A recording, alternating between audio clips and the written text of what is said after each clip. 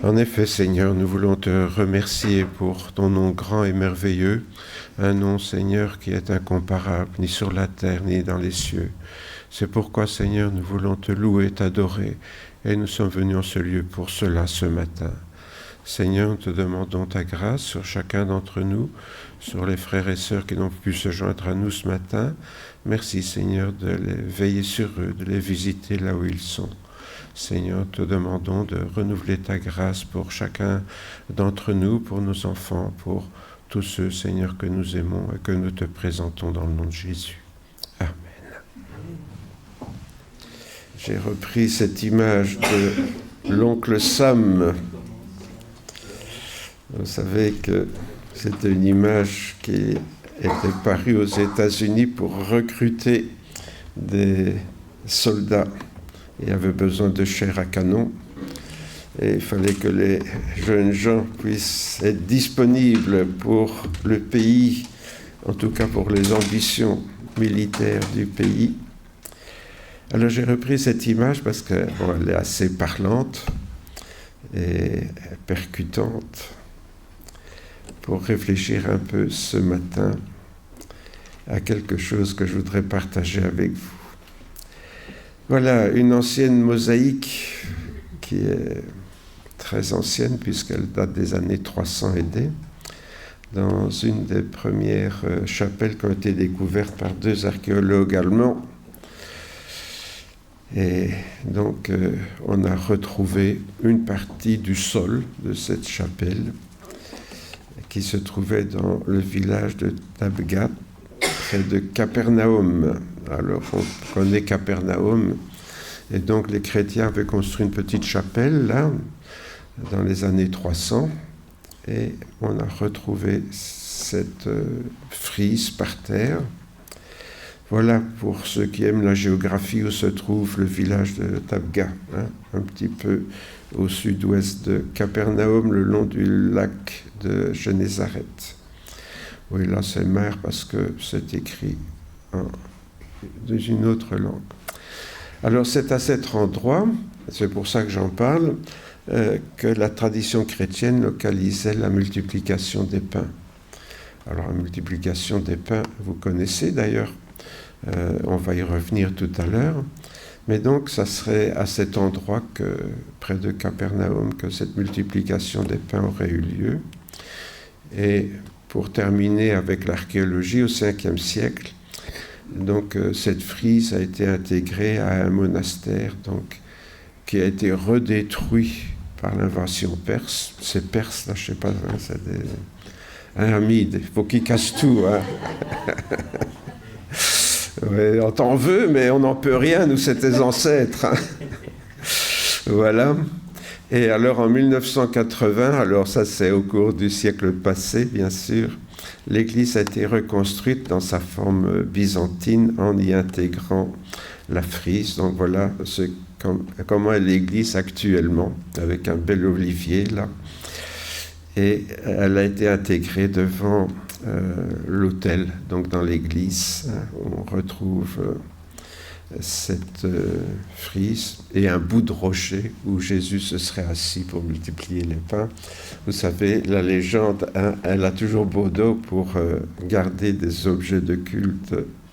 Voilà. Mais donc on retrouve les pains et les poissons dans cette frise que Jésus avait multipliée lors de cet événement. Alors cet événement, il est riche en enseignements divers, si bien qu'il peut servir pour beaucoup de prédications différentes. Et nous, on va se contenter ce matin d'en tirer 2 leçons. C'est déjà pas mal. Alors, Jésus a besoin de toi, et on va lire le premier récit parce qu'il est raconté dans 2 évangiles différents avec des petites différences qui sont intéressantes. Tout d'abord, dans l'évangile de Marc, les apôtres vinrent auprès de Jésus et lui racontèrent tout ce qu'ils avaient fait et enseigné. Cependant, les gens qui allaient et venaient étaient si nombreux que Jésus et ses disciples n'avaient même pas le temps de manger. C'est pourquoi il leur dit « Venez avec moi dans un endroit isolé pour vous reposer un moment. » Ils partirent donc dans la barque seuls vers un endroit isolé. Mais beaucoup de gens les virent s'éloigner et comprirent où ils allaient. Ils accoururent alors de toutes les localités voisines et arrivèrent à pied à cet endroit avant Jésus et ses disciples. Voilà des gens qui étaient pressés d'entendre les paroles de Jésus. Quand Jésus sortit de la barque, il vit cette grande foule. Son cœur fut rempli de pitié pour ces gens parce qu'ils ressemblaient à un troupeau sans berger.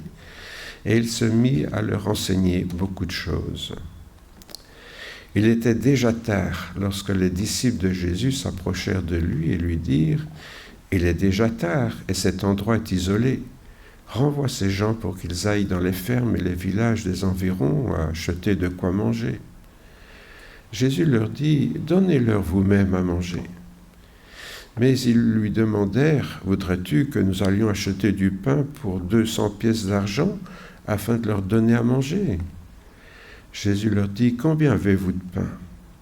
Allez voir. » Ils se renseignèrent et lui dirent « Nous avons 5 pains et aussi 2 poissons. » Alors Jésus leur donna l'ordre de faire asseoir tout le monde par groupe sur l'herbe verte. Les gens s'assirent en rang de 150, puis Jésus prit les 5 pains, les 2 poissons, leva les yeux vers le ciel et remercia Dieu. Il rompit les pains et les donna aux disciples pour qu'ils les distribuent aux gens. Il partagea aussi les 2 poissons entre tous. Chacun mangea à sa faim. Les disciples emportèrent les morceaux de pain et de poisson qui restaient, de quoi remplir 12 corbeilles. Ceux qui avaient mangé les pains étaient au nombre de 5000 hommes. Voilà donc cette foule énorme qui était accourue pour entendre Jésus apporter son enseignement. Et comme il est dit, leur parler de beaucoup de choses. Si on revient un petit peu en arrière, quand Jean-Baptiste envoie demander à Jésus s'il est le Christ, vous vous souvenez sans doute de cet épisode dans la ville, Jésus ne répond pas directement. Il aurait pu répondre aux envoyés de Jean-Baptiste qui étaient en prison, « Ben oui, je suis bien le Christ » ou bien « Ben non, vous devez en attendre un autre ». Mais non, Jésus ne répond pas de cette façon-là, puisque aux envoyés de Jean-Baptiste, il dit « Allez raconter à Jean-Baptiste ce que vous voyez. Les malades sont guéris, la bonne nouvelle de la libération est annoncée aux pauvres. » Voilà, allez annoncer ça à Jean-Baptiste. Donc il ne répond pas directement à Jean-Baptiste, et ça sera à Jean-Baptiste d'en tirer les conclusions lui-même en faisant le rapport entre ce que l'on pouvait voir de l'œuvre de Jésus et de ses paroles, et les prophéties qui étaient dans l'Ancienne Alliance et qui annonçaient la venue du Messie. Et nous savons bien sûr que Jean-Baptiste a bien fait le rapport. Jésus explique donc rarement ses enseignements à qui le veut. Il donne simplement le moyen de comprendre. Et ça, c'est quelque chose qui peut peut-être nous perturber quand nous lisons les évangiles, parce que, bien oui, parfois c'est un peu mystérieux, énigmatique, les enseignements de Jésus. Et c'est à chacun d'entre nous de réfléchir pour comprendre ce qu'il veut dire, ce qu'il veut nous enseigner, notamment avec les paraboles. Les paraboles, c'est un récit symbolique. Il faut le décoder pour en tirer les leçons spirituelles. C'est la même chose donc pour tout ce qu'il nous demande de réaliser en son nom. Jésus ne le fait jamais à notre place, mais quand quelqu'un le veut vraiment, il donne les moyens de le faire. Voilà donc, nous voilà donc arrivés un petit peu à la clé de ce que je veux partager. Chaque fois que Jésus nous demande de réaliser quelque chose, eh bien, il faut réfléchir. Parce que Jésus ne va pas nous dire forcément fais ceci de telle manière et fais cela de telle façon. Généralement, il nous donne les outils pour comprendre, comme pour Jean-Baptiste, et puis le mode d'emploi, et puis c'est à nous de nous débrouiller. Alors évidemment, c'est là qu'intervient la nécessité, pas seulement d'écouter, d'entendre la parole de Dieu, mais de la méditer. c'est-à-dire de la digérer finalement, de la ruminer. Cette notion est importante au niveau de la prière. Pourquoi? Parce que, ça c'est un exemple, nous demandons souvent à Jésus de faire ce que lui nous demande de faire. Et c'est assez paradoxal, vous voyez. Jésus nous demande quelque chose, mais on n'a pas compris qu'il nous le demande, alors on lui demande. C'est un petit jeu qui peut durer longtemps, hein. Et puis, de telles prières, bien sûr, sont condamnées à l'échec. Je pense que c'est en grande partie, peut-être, allez, à 90%, la raison de nos prières qui ne sont pas exaucées. Ce sont des mauvaises prières qui expriment seulement notre insoumission à Dieu. Bien sûr, si Dieu nous demande quelque chose et puis que nous, on lui demande, c'est qu'on ne veut pas se soumettre. C'est comme si on demandait quelque chose à un enfant, de dire à notre enfant, tiens, tu ne veux pas faire ça, et qu'il nous répond, fais-le toi-même. Qu'est-ce qu'on penserait? Maintenant, on ne peut plus donner de gifles aux enfants, c'est très mal vu, on risque qu'on nous retire notre enfant, donc ce n'est pas conseillé. Hein. Dans le temps, c'est ce qui serait arrivé. Aujourd'hui, on va lui dire, c'est très vilain ce que tu as fait, il ne faut pas recommencer. Là-dessus, vous faites un doigt d'honneur et vous haussez les épaules. Bon, hein, ça c'est l'éducation moderne. Mais, j'exagère, hein, je sais que vous n'êtes pas tous comme ça. Mais imaginez qu'un enfant vous répond ça quand vous lui demandez quelque chose. Alors c'est exactement ce que nous faisons quand nous prions de cette façon-là. Alors, comme ces prières sont des impolitesses qui irritent Dieu, parce qu'elles expriment bien sûr notre paresse ou notre désobéissance, c'est quelque chose évidemment, pourquoi il ne faut pas s'attendre à ce que Dieu nous exauce. Jésus nous demande quelque chose, et nous, on voudrait qu'il le fasse. Alors, qu'est-ce que nous voyons dans ce récit? On va reprendre un petit peu point par point. Bon, les disciples prennent conscience d'un problème, et il est tard. Alors, en bons disciples de Jésus, quand il y a un problème, ils vont trouver Jésus pour qu'il le règle. Ils proposent donc leur solution à Jésus, dire aux gens de se débrouiller et d'aller voir dans les fermes voisines s'ils trouvent de quoi manger. Voilà. Donc, les disciples, qu'est-ce qu'ils font? Ils disent à Jésus ce qu'il doit faire. Hein, renvoie-les et dis-leur d'aller dans les fermes, etc.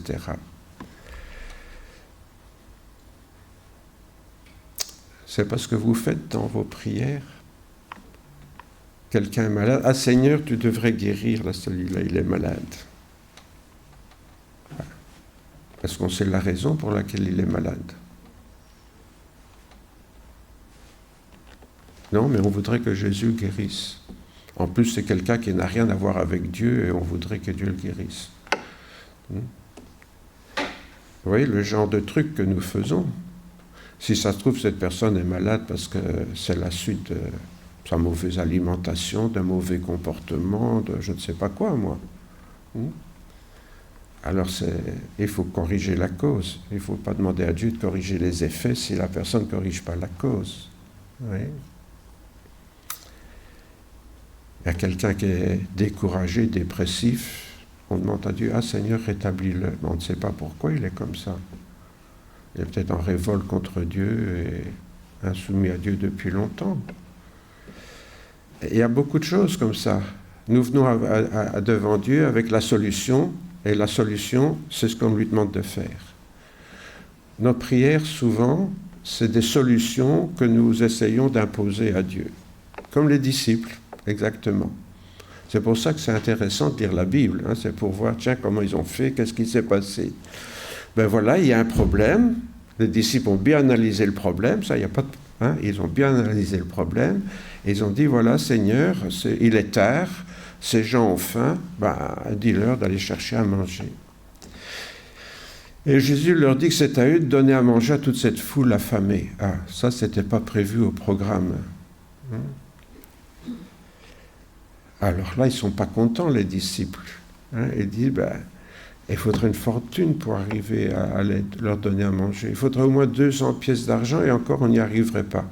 200 pièces d'argent, c'était le salaire d'une année. Hein. Donc ça vous donne une idée. Un salaire d'ouvrier pendant une année, en une seule soirée, ça faisait beaucoup hein, pour eux. Et donc, voilà, les disciples qui ne sont pas contents avec la réponse de Jésus. Comme souvent, nous ne sommes pas contents avec la réponse que Dieu nous donne. Ah ben j'ai prié, je n'ai pas eu de réponse.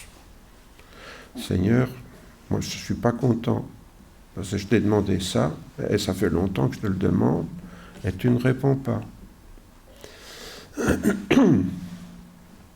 Et pourtant Jésus est clair, c'est à vous à leur donner à manger. Alors Jésus leur demande quelles sont leurs ressources actuelles. Alors il dit, on a 5 pains et 2 poissons. Ça ne fait pas beaucoup pour 5000 hommes, hein, ça. 5 pains et 2 poissons. Surtout que ce n'était pas des pains d'1 kilo, hein, c'était sûrement des petits pains et des petits poissons. Hein. Souvent, dans tous les pays chauds comme ça, on ne voyage pas avec des poissons frais, parce qu'au bout de quelques heures, il est plus frais. Hein. Généralement, c'est des petits poissons séchés hein, qu'on transporte.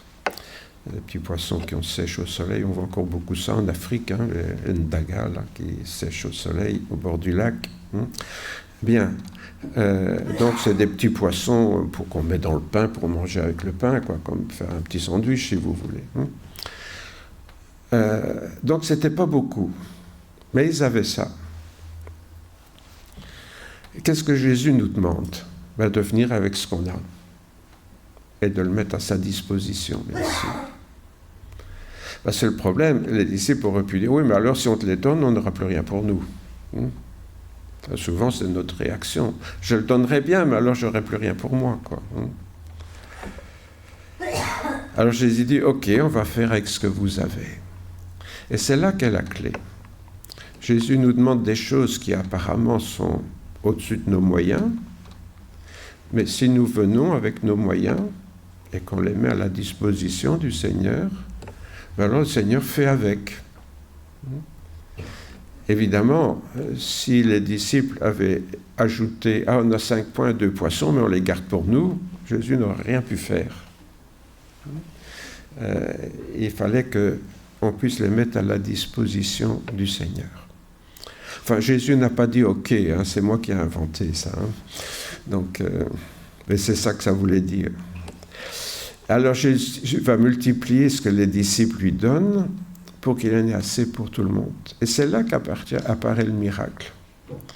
C'est que Jésus ne fait pas le miracle à partir de rien, mais à partir de ce que les disciples lui ont donné, ont mis à sa disposition. Et là, alors les disciples, bien sûr, vont pouvoir faire ce que Jésus leur a demandé, nourrir toute la foule. Vous voyez comme le récit est intéressant. Il voit le problème, il demande à Jésus de résoudre le problème. Jésus dit, c'est pas à moi de résoudre le problème, c'est à vous. Alors, ah non, c'est pas possible, c'est pas possible. Eh bien, qu'est-ce que vous avez de disponible pour ce problème? Pas grand-chose.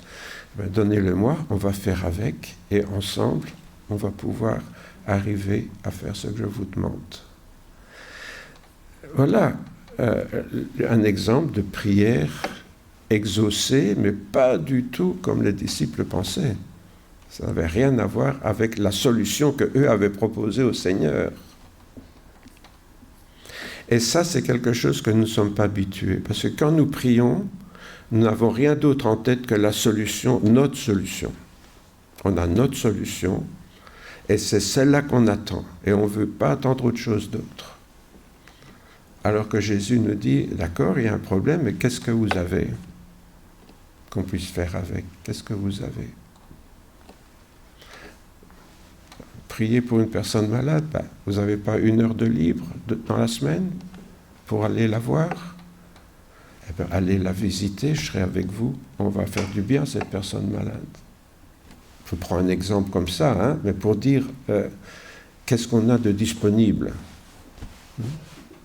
Peut-être pas vraiment ce que nous on attendait, Mais peut-être que ce premier pas va conduire cette personne vers la guérison. Résultat de tout ça, c'est que tout le monde est béni, au-delà même de ce qu'on pouvait attendre. Les disciples voulaient qu'ils aillent chercher à manger dans les fermes, et là maintenant il y en a même de trop. Ils repartent avec 12 corbeilles, avec tous les restes. Pourquoi quand Jésus intervient, il intervient plus que ce que nous pouvons prier, mais pas forcément de la façon dont nous avons prié. Alors, première conclusion, Jésus ne fera rien à notre place. Si Jésus nous demande de faire quelque chose, il ne va pas le faire à notre place. Malgré les apparences, pourtant Jésus ne nous demande pas l'impossible. Apparemment, souvent Jésus, ce qu'il nous demande, paraît impossible. On a chanté tout à l'heure, cherchez premièrement le royaume de Dieu et sa justice, et tout le reste vous sera donné en plus. Vous savez, pour beaucoup de chrétiens, oui, ça c'est une belle parole, mais c'est pas possible, quoi. Pas possible. Moi, je suis pas pasteur, moi.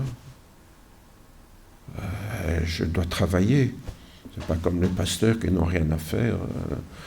Donc, voilà, c'est vrai que maintenant, je suis pensionné, mais je n'ai pas toujours été. J'étais pasteur quand même. Mais, vous voyez, beaucoup de chrétiens ont l'air de dire chercher premièrement le royaume de Dieu et sa justice et tout le reste. Ça, c'est pour des hommes et des femmes de Dieu, des gens qui sont à plein temps dans le ministère, mais nous, on n'a pas le temps, c'est pas pour nous. Ben oui, c'est pas pour nous, mais alors ne pas vous plaindre si ça ne marche pas comme vous voulez.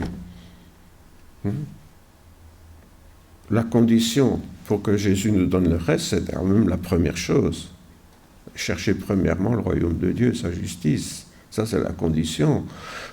Si vous dites ça, c'est pas pour moi, n'espérez pas que le reste sera pour vous. Ça c'est complètement idiot. Je crois que même un enfant, ils sont partis, mais même un enfant peut comprendre ça. Si on ne cherche pas d'abord le royaume de Dieu, tout le reste, c'est niette, quoi. Ça ne sert même à rien de lui demander. C'est comme si vous dites à un enfant, fais ton devoir, alors tu auras ce que tu me demandes. Ah, je ne veux pas faire mon devoir, mais je veux avoir ce que je demande. Si on a un peu de discipline dans la maison, on dira, tant pis, tu n'auras pas ce que tu demandes. Vous voyez où est le problème? Mais il y a des choses simples comme ça. Jésus nous dit des choses simples, évidentes. Les paroles de Jésus, c'est pour un enfant, mais si on ne veut pas rentrer dans le système, ça ne marche pas. Jésus nous demande seulement de travailler avec lui. Dès le moment où les disciples sont d'accord de mettre ce qu'ils ont, le peu qu'ils ont, à la disposition du Seigneur, le Seigneur va pouvoir faire des merveilles avec ce qu'on lui donne. Encore faut-il le mettre à sa disposition. Qu'est-ce que nous mettons à la disposition du Seigneur pour faire des merveilles dans notre vie et pour autour de nous surtout? Alors on va lire le deuxième récit parce qu'il y a un autre enseignement là. Voilà, 2 fois la même histoire. Cette fois-ci, c'est dans l'évangile de Jean. Jésus regarda et vit une grande foule qui venait à lui. Il demanda à Philippe, où pourrions-nous acheter du pain pour leur donner à manger à tout le monde? Vous voyez déjà la différence. Ici, c'est Jésus qui demande. Il disait cela pour mettre Philippe à l'épreuve, car il savait ce qu'il allait faire. Quand même, là, Jésus, il aime jouer par moments. Philippe lui répondit, même avec 200 pièces d'argent, nous n'aurions pas de quoi acheter assez de pain pour que chacun d'eux reçoive un petit morceau. Un autre de ses disciples, André, le frère de Simon, Pierre, lui dit, il y a un garçon qui a 5 pains d'orge et 2 poissons. Mais qu'est-ce que cela pour un si grand nombre de personnes? Jésus dit alors, faites asseoir tout le monde. Il y avait beaucoup d'herbe à cet endroit. Ils s'assirent donc. Ils étaient environ 5000 hommes. Jésus prit les pains et après avoir remercié Dieu, il les distribua à ceux qui étaient là. Il leur donna de même du poisson, autant qu'ils en voulaient. quand ils eurent tous mangé à leur faim, Jésus dit à ses disciples, « Ramassez les morceaux qui restent afin que rien ne soit perdu. » Ils les ramassèrent et remplirent 12 corbeilles avec les morceaux qui restaient des 5 pains d'orge dont on avait mangé. Les gens, voyant le signe miraculeux que Jésus avait fait, déclarèrent « Cet homme est vraiment le prophète qui devait venir dans le monde. » Jésus se rendit compte qu'ils allaient venir l'enlever de force pour le faire roi. Il se retira donc de nouveau sur la colline tout seul. Voilà la même histoire, mais avec des petites différences. Alors, on va voir un petit peu ces différences. Donc, dans ce récit, c'est Jésus qui demande à Philippe où il pourrait acheter du pain pour nourrir la foule affamée. Rappelez, dans le premier récit, c'est eux qui disent « Ah, envoie-les pour acheter du pain. » Mais ici, c'est Jésus qui demande à Philippe où est-ce qu'on pourrait acheter du pain pour nourrir la foule affamée. Alors là, Philippe lui dit, mais oh Seigneur, ça va bien la tête? Enfin, et il n'a pas dit ça, mais c'est un petit peu ça. En fait, Jésus veut mettre Philippe à l'épreuve. Alors ça aussi, c'est intéressant, cette remarque. Jésus demande à Philippe quelque chose que Philippe va considérer comme impossible. Et Jésus le fait exprès pour voir comment Philippe va réagir. Alors, qu'allait faire Philippe? Allait-il chercher une solution avec Jésus ou une solution sans Jésus, pour revenir à ce qu'on vient de dire dans le récit précédent?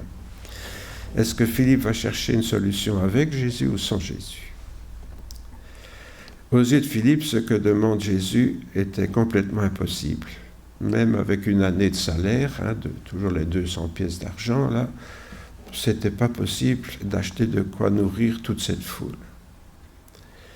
Donc Jésus se place d'un point de vue strictement personnel. C'est comme si Jésus l'envoyait au magasin faire un gros achat, mais sans lui donner de sous. Philippe dit, écoute Jésus, c'est pas possible, je n'ai pas les sous pour aller acheter ce que tu me demandes. Ce qui est tout à fait logique, jusque-là. Sauf, n'oubliez pas, Jésus le fait exprès pour le mettre à l'épreuve. C'est ça un petit peu la clé dans ce récit. Et même avec tout cet argent, dit Philippe, chacun ne recevrait même pas une bouchée pour apaiser sa faim. Ils auraient juste le goût du pain en bouche, mais pas assez pour être restaurés. Alors, puisqu'on parle des disciples de Jésus, bien sûr, cela nous concerne aussi, puisque nous sommes en tant que chrétiens les disciples du Seigneur.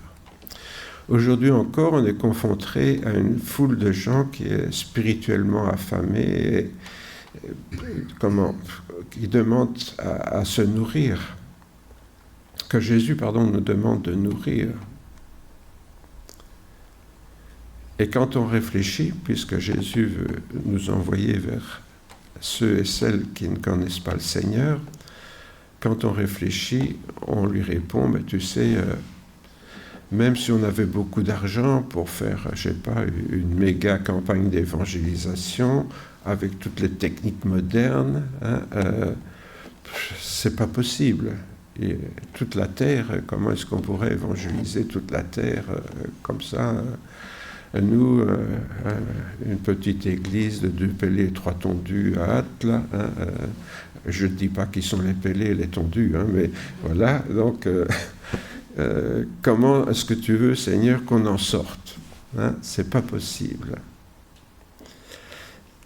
Et Jésus nous met à l'épreuve, en fait, comme il l'avait fait en éprouvant Philippe, encore aujourd'hui. Il nous dit de faire des choses qui sont au-delà de nos moyens personnels.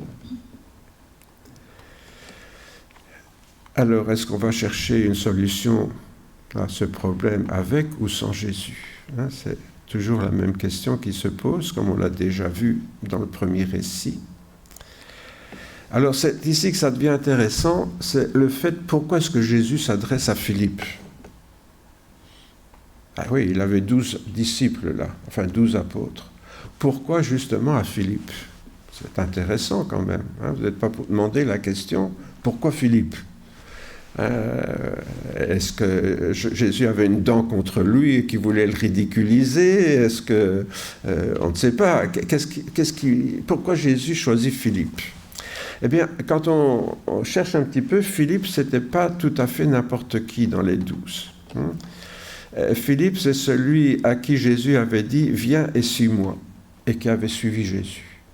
Déjà intéressant, ça. Jésus se promène dans Actes, il voit une personne « Viens et suis-moi ». Et la personne dit « Ok » et elle suit Jésus. Si ça vous a été arrivé dans Actes, qu'est-ce que vous auriez fait? Ah oui, mais j'ai garé ma voiture là-bas, viens, suis-moi. Ah bon. Ah oui, oui, mais je devais faire des courses pour ma femme. Oui, mais viens, suis-moi. Oui, mais je dois tailler la haie dans le jardin. Là, j'avais commencé, je n'ai pas terminé. Viens et suis-moi. Oui, mais j'ai commencé à faire mon ménage, je n'ai pas fini les poussières. Viens et suis-moi. En fait, si on veut se replacer dans la situation de Philippe, c'était ça. Jésus passe. Il voit Philippe, viens, suis-moi. Que fait Philippe? Il lâche tout, il suit Jésus. Il n'était pas le seul d'ailleurs à avoir fait ça, mais enfin, Philippe l'a fait. Maintenant, à Nathanaël, parce que qu'est-ce qu'il fait Philippe? Il voit Nathanaël et il lui dit, nous avons rencontré le Messie. Intéressant ça. C'est quelqu'un qui est tout content d'avoir rencontré le Messie. Et Nathanaël dit, c'est pas possible, qu'est-ce qui peut venir de bon de Galilée là, c'est bien connu que c'est ici en Judée qu'on suit le Seigneur, qu'on sert Dieu à Jérusalem. Ces Galiléens là, ils sont à moitié païens, c'est sûrement pas de là que vient le Messie. Et Philippe lui dit, viens et vois, rends-toi compte par toi-même. Et donc on voit que Philippe, c'est quelqu'un qui a à cœur de partager sa rencontre avec le Seigneur, mais ce qui est intéressant, c'est qu'il n'essaye pas de rien prouver, c'est vraiment un témoin, lui. C'est un témoin. Il a vu, il témoigne de ce qu'il a vu, on ne veut pas le croire, il dit, venez voir. Venez voir avec moi, vous verrez bien. Quand les Grecs veulent voir Jésus, on ne sait pas pourquoi, c'est à Philippe qu'ils viennent s'adresser, parce qu'ils n'osent pas s'adresser directement à Jésus. Les Grecs, c'était peut-être des Juifs qui venaient de l'étranger. Quand on dit les Grecs à l'époque, c'est l'étranger. Donc, ils voudraient parler à Jésus, ils n'osent pas. Et c'est à Philippe qu'il s'adresse. Et là, Philippe, il demande à André, viens avec moi, on va demander ensemble au Seigneur. Donc, on voit que c'est quelqu'un qui sait collaborer avec les autres apôtres. Et ce n'est pas un qui veut faire tout seul. Ce n'est pas un qui veut récolter le mérite attention, c'est moi le représentant de Jésus ici. Non. Voilà. Et il partage le travail avec les autres, il veut collaborer avec André. André, donc... tiens, on en parle dans ce qu'on vient de voir. Rappelez? Quand Jésus parle de connaître son Père, ça c'est intéressant, connaître Dieu, c'est Philippe qui dit à Jésus, montre-nous le Père, et ça nous suffira. Jésus lui dit, il y a si longtemps que je suis avec vous, Philippe, et tu ne m'as pas connu. Mais on voit que c'est encore Philippe là qui fait de son nez là pour dire ouais allez montre-nous le Père. En fait, Philippe c'est quelqu'un qu'on pourrait un peu considérer comme quelqu'un qui en veut, comme un battant. C'est pas quelqu'un qui se contente de suivre Jésus, il en veut. Ouais. Parce qu'il y a deux manières de suivre Jésus. C'est comme un bouton. Et puis, de temps en temps, on chante un cantique, on est des moutons fidèles, des braves brebis, oui, voilà,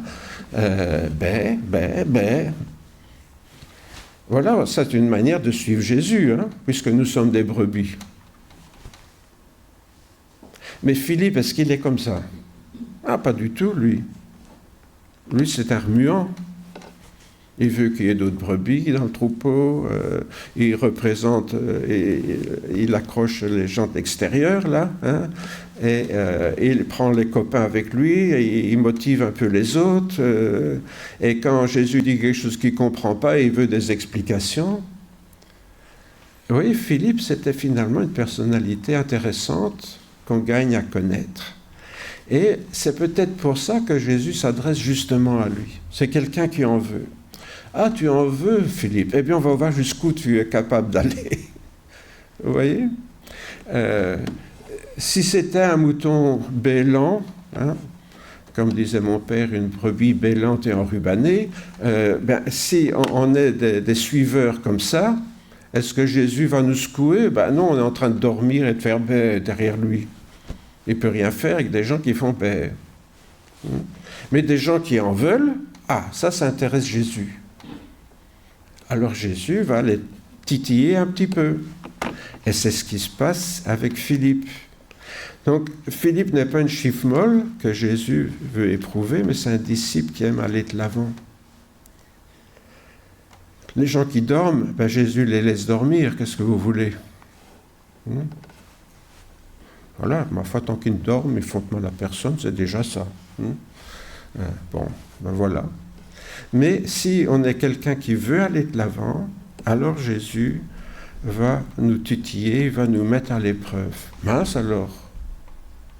Moi, je suis chrétien et il m'arrive des choses. Tant mieux. Ça veut dire que Jésus vous met à l'épreuve. Vous avez déjà songé à ça? Plutôt que vous plaindre. Je suis chrétien, j'ai des malheurs. Non. Jésus me met à l'épreuve. Pourquoi?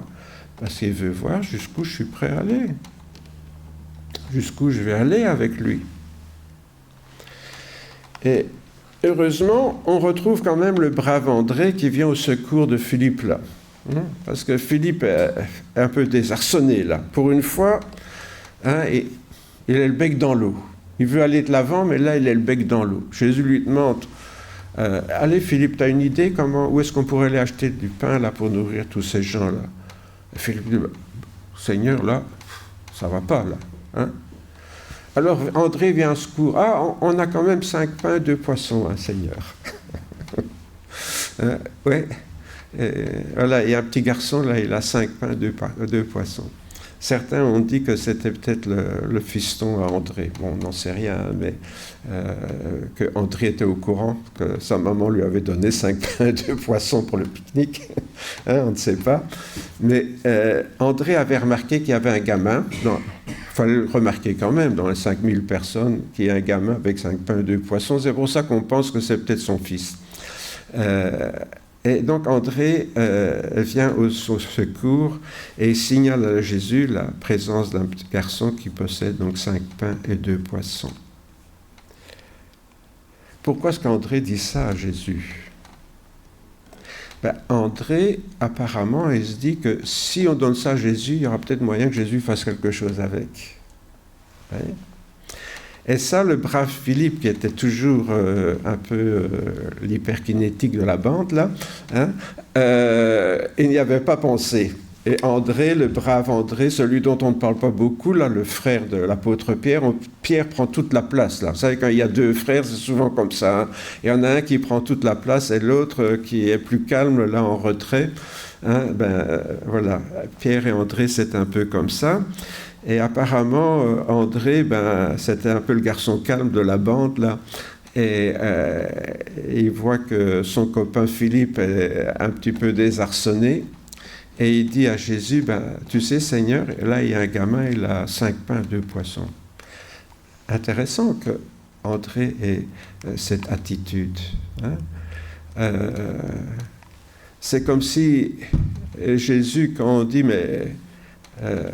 parce que c'est intéressant, parce que on dirait qu'André, il provoque un petit peu le Seigneur. Vous avez remarqué ça?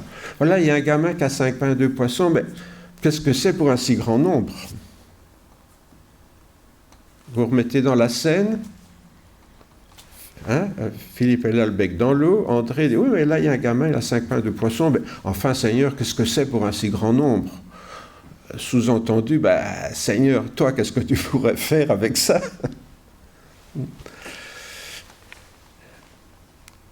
Et on connaît la suite, bien sûr. On l'a vu dans les 2 récits. Et bien sûr, c'est intéressant pour nous. Pourquoi? Parce que cela nous montre que quand Jésus n'approuve pas, premièrement, Jésus n'éprouve pas n'importe qui. Il ne va pas éprouver quelqu'un qui n'est pas capable d'affronter l'épreuve. Philippe, c'est un gars qui en veut. Ben, Jésus va le pousser à aller plus loin. Si quelqu'un dort, ben, Jésus le laisse dormir. Vous voyez? C'est pour ça que parfois une église, elle peut fonctionner à deux niveaux. Il y a ceux qui en veulent et qui en veulent toujours plus, qui veulent aller de l'avant. Et puis il y a ceux qui dorment, qui attendent qu'il se passe quelque chose. Et puis quand ça arrive, ah oui, formidable, alléluia, merci Seigneur. Ah, c'est bon d'être chrétien, alléluia, c'est formidable. Et on replonge dans son sommeil, hein, vous voyez? Bon, c'est ceux qui lisent leur Bible pour s'endormir le soir, vous savez. Là. Bon, donc, bien, oui, ils sont chrétiens, bien sûr. Mais si on n'a pas envie de bouger de sa chaise, Jésus ne peut pas nous utiliser. Par contre, des gens comme Philippe, Jésus va les provoquer. Pourquoi? Parce que c'est comme ça qu'ils vont aller plus loin. Philippe. Je l'aime bien, Philippe. Il fait seulement avec celles et ceux donc, de ses disciples qui veulent vraiment aller de l'avant. Et si nous voulons aller de l'avant, je parle des épreuves que le Seigneur nous donne pour aller de l'avant. Je ne parle pas des malheurs qui nous arrivent à cause de nos inconséquences. Hein. Ça, ce n'est pas des épreuves. Hein. C'est les conséquences de nos actes. Vous voyez, parce que les chrétiens super spirituels, ils sont tout le temps éprouvés. Et généralement, ils sont toujours attaqués par Satan. Je ne sais pas si vous avez remarqué, dans l'église, dans nos églises, enfin peut-être pas chez nous, mais il y a des gens, quand ils vous parlent, « Ah, j'ai encore eu une attaque de Satan. » Ah bon? Hein? Qu'est-ce qu'il y a? Ah ben, je venais à l'église et je suis tombé en panne d'essence. Tu vois, le diable ne voulait pas que j'aille au culte. Ben, si tu avais mis de l'essence, peut-être que l'essence, tu aurais peut-être pu y aller. Vous voyez? Donc, il y a des gens, ils ont toujours des attaques de Satan. Vous voyez? Bon, ben, non, ce n'est pas des attaques de Satan, ça c'est des conséquences de leur inconséquence, comme on dit. Hein. Et ça, ce n'est pas des épreuves, ça. Hein. Donc, dans tout ce qui nous arrive de mauvais, il faut faire le tri. Qu'est-ce qui est une épreuve du Seigneur et qu'est-ce qui est les conséquences de mes actes. Vous voyez? Hein, ça, ce n'est pas des épreuves du tout, c'est à nous corriger, et puis c'est tout. Enfin, avec le Seigneur, bien sûr, parce que tout seul, c'est souvent voué à l'échec. Donc, il veut leur apprendre à ne pas trop compter sur leur propre force et sur les moyens humains. En fait, c'est ça que Jésus voulait apprendre à Philippe.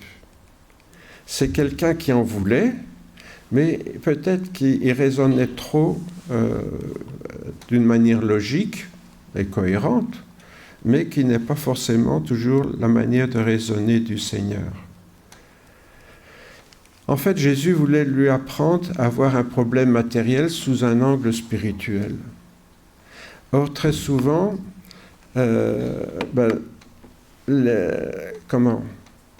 on a tendance à voir que... oui, enfin ça c'est autre chose. Mais très souvent, on a tendance à voir les problèmes matériels, ils doivent avoir une solution matérielle, et les problèmes spirituels doivent avoir une solution spirituelle. Vous voyez, on a assez facilement à raisonner comme ça. Et donc nos prières vont dans ce sens-là. Si un problème matériel, on demande au Seigneur dans nos prières une solution matérielle. Si c'est un problème spirituel, on demande au Seigneur une solution spirituelle. Or ici, Jésus veut apprendre à Philippe qu'un problème matériel peut avoir une solution d'ordre spirituel. En plus, Jésus a placé à côté de Philippe, qui était un disciple fidèle, vraiment, qui en voulait, il a placé un autre chrétien qui était aussi fidèle, peut-être plus calme que lui, plus réfléchi, qui allait peut-être lui donner un petit coup de pouce au moment où il manquait de foi. Eh bien, oui, ça c'est ce que je viens de dire. Donc, est-ce qu'on n'est pas comme Philippe, hein, à trouver des solutions matérielles aux problèmes matériels et une solution spirituelle aux problèmes spirituels? C'est intéressant aussi, ça, comme réflexion. Mais Jésus voit les choses autrement, donc il s'intéresse à tous nos problèmes, comme à ceux des gens qui nous entourent. Et pour cela, Jésus, il a besoin de nous. Et c'est là qu'on revient un peu au titre de cette méditation. Jésus a besoin de nous. Besoin de nous pourquoi ? Pour fortifier et soutenir la foi de nos frères et sœurs, comme André l'a fait avec Philippe. Heureusement qu'André était là finalement à côté de Philippe, pour lui donner le petit coup de pouce, pour que Philippe voit et comprenne que à ce problème matériel, nourrir des gens affamés, il peut avoir une solution spirituelle. Besoin de nous pour mettre ceux qui nous entourent au bénéfice des miracles de Jésus. Alors ces miracles, c'est pas toujours multiplier les pains, ni un miracle visible, comme nous concevons la notion de miracle. Souvent les miracles, c'est beaucoup plus discret qu'une guérison surnaturelle ou une multiplication des pains. Mais le Seigneur veut faire des choses pour les gens qui nous entourent, et c'est à nous à les mettre au bénéfice de cela. Parce que toute cette foule-là, qui était venue écouter Jésus, qui espérait peut-être voir un miracle, elle a vu le miracle, mais apparemment on se rend compte que tout le monde n'a pas vraiment réalisé ce qui se passait. Simplement ils ont mangé, ils étaient contents, voilà. Mais beaucoup n'ont peut-être pas compris d'où sortaient tous ces pains qu'on leur donnait. Et nous, notre rôle de chrétiens, on a été privilégiés par le Seigneur, on a été bénis, et c'est de pouvoir partager cette bénédiction donc autour de nous, en encourageant les gens à se mettre au bénéfice de ce que le Seigneur veut faire pour eux. Au lieu de leur dire, débrouillez-vous tout seul.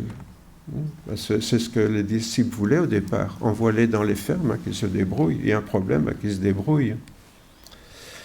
Et besoin de nous, parce qu'un disciple de Jésus est avant tout un collaborateur du Seigneur, et pas seulement un suiveur.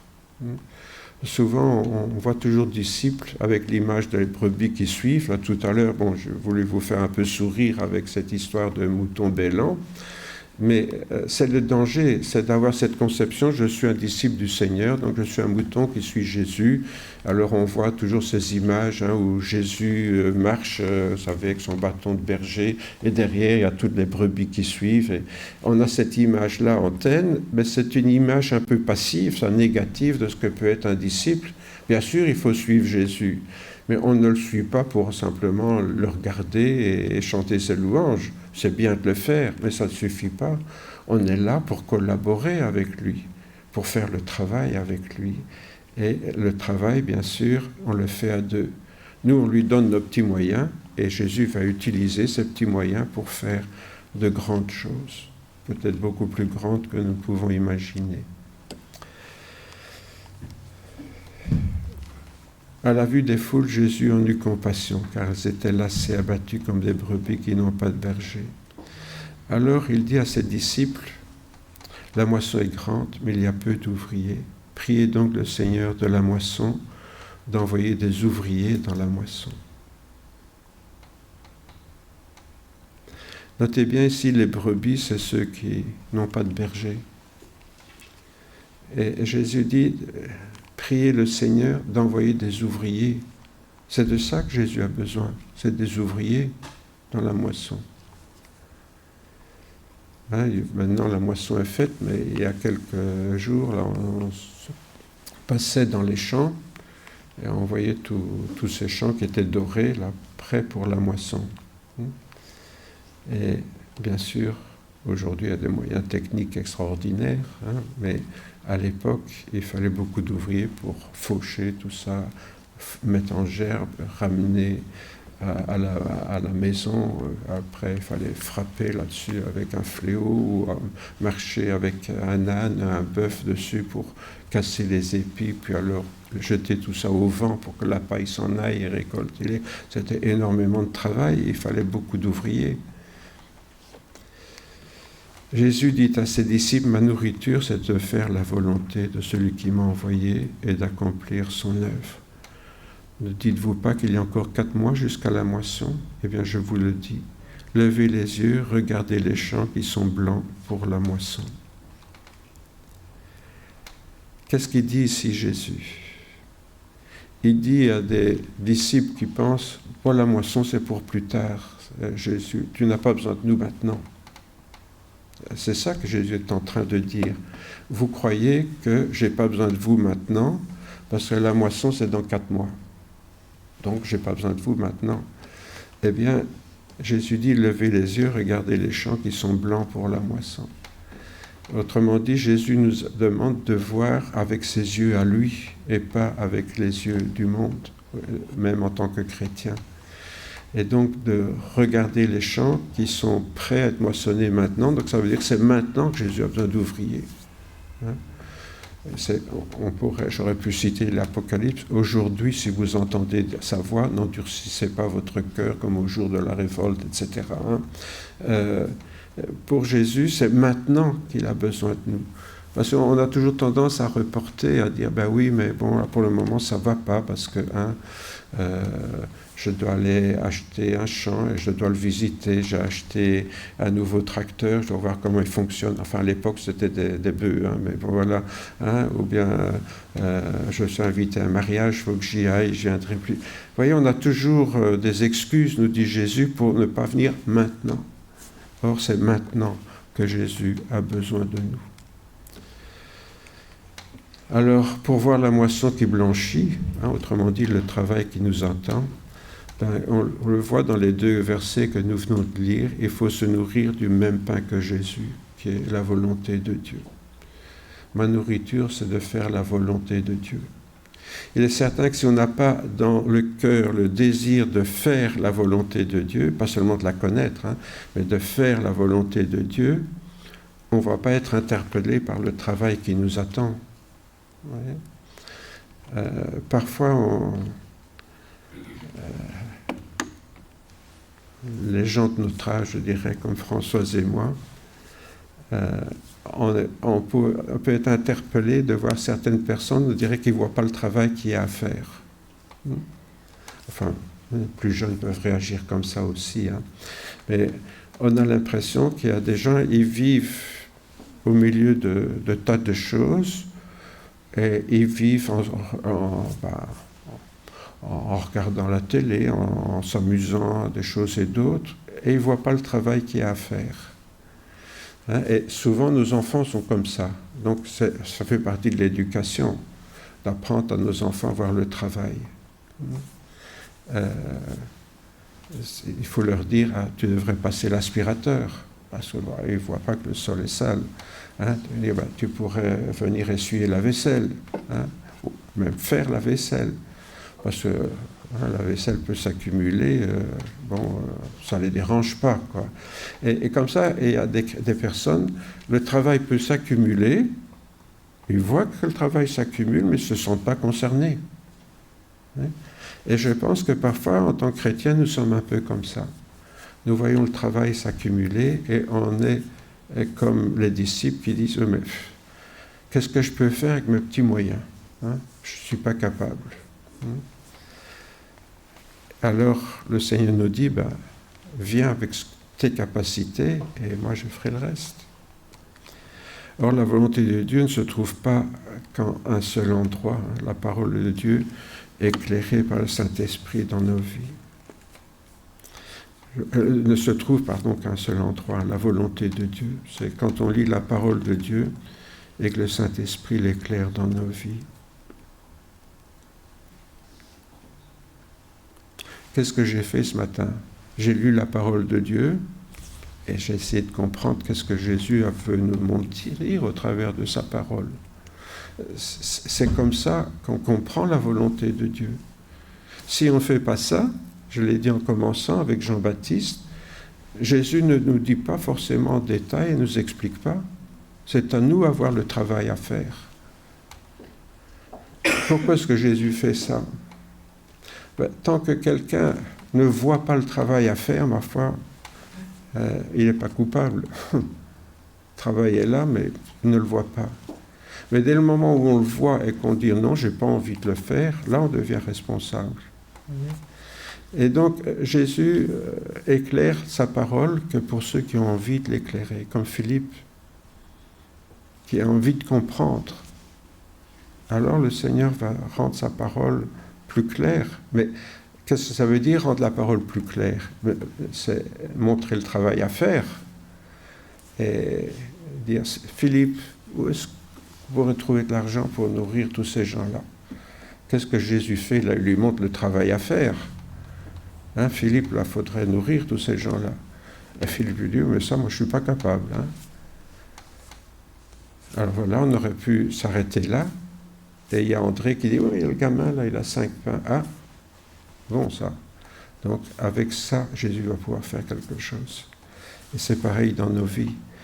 Si on ne veut pas comprendre, on ne comprendra pas, mais si on veut comprendre, évidemment, ce que le Seigneur va nous montrer, c'est du travail à faire. Or, qui